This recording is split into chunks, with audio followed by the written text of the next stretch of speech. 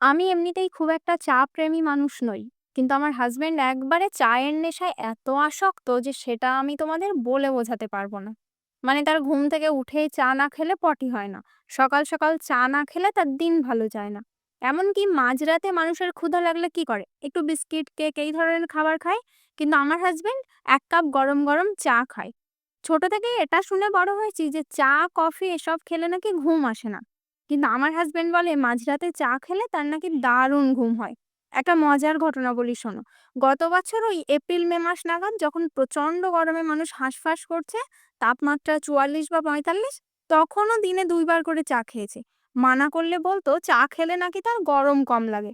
ভাবতে পারছো কি পরিমাণে চা প্রেমী মানুষ সে? আমি সাধারণত দুপুরে ঘুমাই না। কারণ দুপুরে ঘুমালে ঘুম থেকে ওঠার পর আমার একটু কেমন জানি কষ্ট হয়। আজ কখন যেন ফোন দেখতে, দেখতে ঘুমিয়ে গেছি। ঘুম থেকে উঠে যখন বললাম, "জানো তো আমার কেমন মাতাল, মাতাল লাগছে।" অমনি বলল, "২ মিনিট অপেক্ষা করো।" আমি ভাবলাম কিছু ট্রিকস দেবে হয়তো। ওমা! ২ মিনিট পর দেখি ২ কাপ চা নিয়ে হাজির। একটা নিজের জন্য, আরেকটা আমার জন্য। আমি ফ্যাল, ফ্যাল করে মুখের দিকে তাকাতেই মুচকি হেসে বলল, "চা খাও, দেখবে ভালো লাগছে।" এখন তোমরাই বলো, এই পরিস্থিতিতে আমি হাসবো না কাঁদবো? যাই হোক হাসি কান্না সব বাদ। এখন সে যেহেতু চা করে এনেছে তাই অবাধ্য খেতে হলো।